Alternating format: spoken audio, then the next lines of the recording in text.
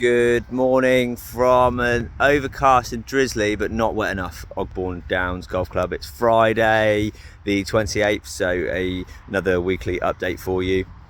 I'm just down here on the short game area and I'll flip this camera around, and good news, there's no rope and no sign up, and we've got some holes down here, so we are fully open again on the short game area. And I'll just give you a run through. You can really see all the different colorations in this green, where you've just got some of the native species and grasses growing in, a bit of power coming in there, filling some of the gaps in. We seeded this green when we built it. The most ideal way to have constructed it and grow in it's been really popular over the last decade or so, is to get holocaust from out on the golf course, and then bring that down and lay them on the root zone that you put down, and then you've got the natural species that you have that have grown in over the years out on the golf course on your area, and so you've got a grass composition sward that you know is going to work because it works everywhere else and it's what's come naturally in. Unfortunately, we built this in June, and so that's 2 weeks before Club Championship, and it's not feasible to go and holocaust a load of greens 2 weeks before Club Championship to come and put these on here. So we had to grow in via seed, and as I said, I'll just flip it around again, and you've just got the and that now it's sort of finding its own grass composition sward that works and is going to work going forwards, and so that's why we're trying to protect it in the winter, because as I've said many times before, it's a fantastic area, but it makes a great use of space that's here, but it's relatively small in ideal size for a short game area, and then it's very, very popular as well. So as you can see, what we tend to get is just some scarring, like in these areas, particularly this area just at the front of the green. It tends to be where everyone sort of walk down the hill and then putt to the first couple of holes, and then that just wears those areas out. So that's why we have to really, really manage it. If we've gone on quite a way into March to waiting for a recovery to fully open it, and that's why we've got these. We've got 5 holes. Normally we'd have 6 holes, but we've just got 5 holes on the left-hand side, away from any of that scarring, and hopefully we'll get those soil temperatures and the seed germinate, and those areas will come back strong and well. Ready for the season ahead. So good news. We've got this area open. If we experience a lot of bad weather, then we will close it just to protect it. But yes, you don't want to have to keep this open, this putting area open all winter. It would turn to mud, and we'd have to grow it in again every spring, and that would take a long time. And it'd be shut for April and May while we're waiting for that to grow in. So good news that the short game area is open, and that's quite exciting. So course setups this week. So this morning we've been out, we've done a 5 a.m. bunker rake. We've been out and raked all the bunkers, give them a full rake. Done a range collect first thing. Our range buggy is in for repair, and it's taking a while to get the part to get that fixed, as there's no spare parts in the country, and the part is being made, so it's going to take a long time for that to get fixed. So we're trying to do as many collects in the dark as we can, to not shut the range, because the vehicle we're using to collect the range balls hasn't got a cage on it, so it isn't safe for us. So we're trying to pick up as many as we can in the dark, in the mornings, Monday, Wednesday, Friday mornings, to be out of the way and not close the range too much.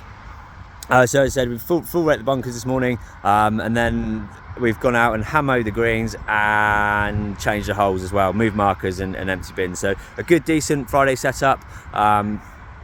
So yeah, greens recovering nicely. So we still could do with a drop of rain, but we'll continue on using the irrigation system. We've watered a couple of times this week. Looks like it's getting very warm and dry and hot next week, so again we'll continue on with the irrigation system. But yeah, desperately in need of a drop of rain, but we will use the substitute of the irrigation system. We also cut earlier in the week, I think we cut greens on Tuesday, hand mowed Tuesday morning. And we cut the boxes off just because we didn't want to pick up the fertilizer, so that maybe left them a little bit messier than we'd like. But we don't want to go and collect all the fertilizer that we put out and back in our boxes. So cut boxes off Tuesday and cleared that up behind. Wednesday greens are rolled, and then we'll get back onto weekend rolling this weekend, which I'm quite excited for. We've left off the Saturday rolling over the last few weeks because it pulls sand up. It takes an awful long time to clear that up, so it becomes a long, it's 5.5 hour job by the time you roll and then clear it all up where it pulls the sand up. So we've been keeping those rolls in the week when we've had the staff numbers to go in behind and tidy up. So that the rolling will commence again tomorrow. And the Sidewinder's been fixed as well. Our 3100 Sidewinder, which cuts the green surrounds, that had an oil leak, so we've had to get a new seal kit for that and that repaired. And then that's been out and cut the green surrounds to tidy those up as well. I've laid off the tees for a little bit. As I said, we put that fertilizer out at the end of last week. I haven't cut them this week. We'll probably do a boxes off cut on them next week. Just hopefully, I was looking for a bit of rain. We'll stick a bit of irrigation on the tees, do a boxes off cut, break that fertilizer down, and then tidy those up as well. And then what else have we been up to? We've just to not go over and send photos of everything we've done before. We've finished the fairway spraying. It's just a couple of green surrounds left to finish the weeds off on that. Again, we've continued on with the moles. I've spoken enough about that and done enough features on those, so we've continued on with those. And again, as I said earlier this week, we've been quite successful with those. So they're all done. We've been putting time into that. And then I'll give an update of everything else that we've been up to, projects or more interesting bits and pieces we've been up to next. We've continued on hand cutting tees, which I discussed last week. So the newly constructed ones, which were either turfed or seeded, and included the first in that because the first gets heavily worn. Which has worked fantastically. I've been really pleased with this, and I think they look absolutely mint for a hand cut. Again, really similar to reasons as to hand cut these tees as with the hand cutting the greens in the winter.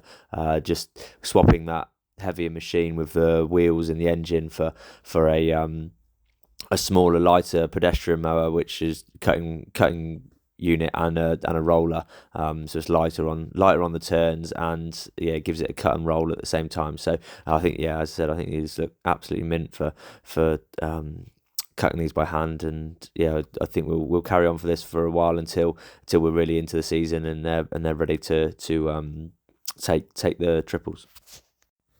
We've been out and tidied up out the front of the clubhouse, the patio.